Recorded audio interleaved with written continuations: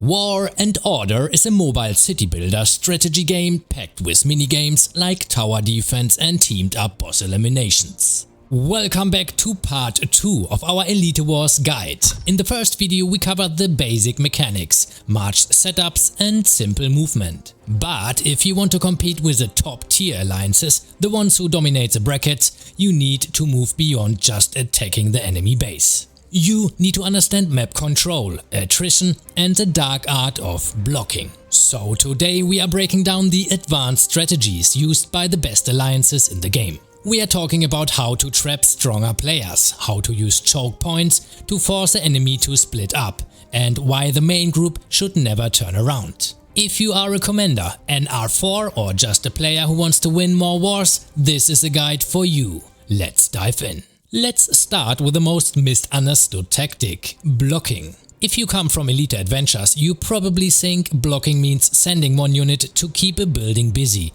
In Elite Wars, it is completely different. The goal of a blocker is to tie up a strong enemy force, so your main group can slip past them. Unlike Adventures, you do not send a single unit, you send a full, balanced march with all troop types. Why? Because you want the battle to last as long as possible. Advanced alliances use a tactic called streaming. This is where you coordinate players to hit a castle one after another with only a 1 second gap between attacks. If you do this correctly on an enemy building, the enemy players inside cannot heal, they cannot leave, they cannot reinforce their teammates. You can trap their strongest players in a useless castle while your army destroys their base. Next, let's talk about choke points. You should never just blindly march towards the enemy base, you need to control the map.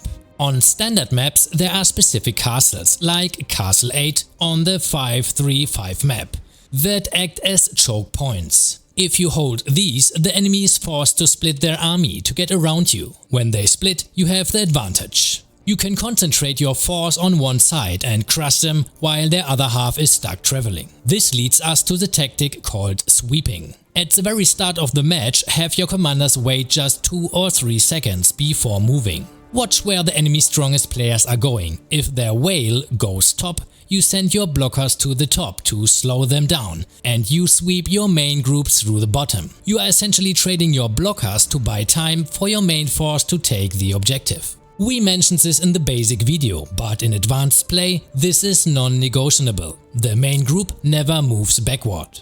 If your base is under attack or if an enemy flanker gets behind you, it is tempting to turn around to defend.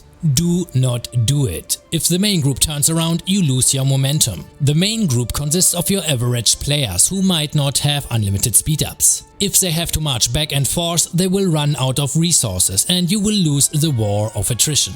Defending the rear is a job of your flankers or your safety. A safety or outfielder is a strong experienced player who hangs back specifically to react to breakthroughs. Let them handle the defense while the main group pushes for the win. Sometimes you will match against an alliance that is just stronger than you. They have better stats and higher castle levels. Can you still win?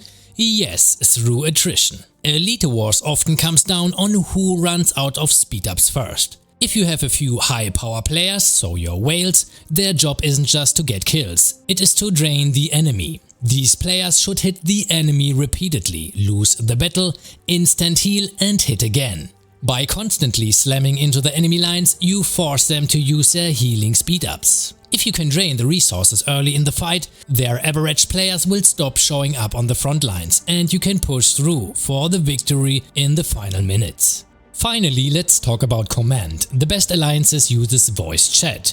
If you aren't using voice, you are at a disadvantage. But if you must type, there is a pro tip for international alliances. Do not use colons in your timestamps. If you type 3:20, the in-game translation tool often breaks it. Instead type 3.20 with a period. It translates better for everyone. Keep commands simple. Group A to C8 at 3.20. And remember, a good commander stays in the main group so they can watch the map, rather than speeding ahead and getting tunnel vision in a fight. To summarize, first, use blockers with full marches to trap enemies. Second, identify choke points to split the enemy forces. Third, sweep away from the enemy's strong side. And fourth, ensure your main group always pushes forward. Elite Wars is an ultimate test of organization. A weaker organized team can absolutely destroy a stronger, chaotic team if you use these tactics. I hope this series helps you dominate your bracket. If you have any specific questions about map layouts or counters, drop them in the comments below.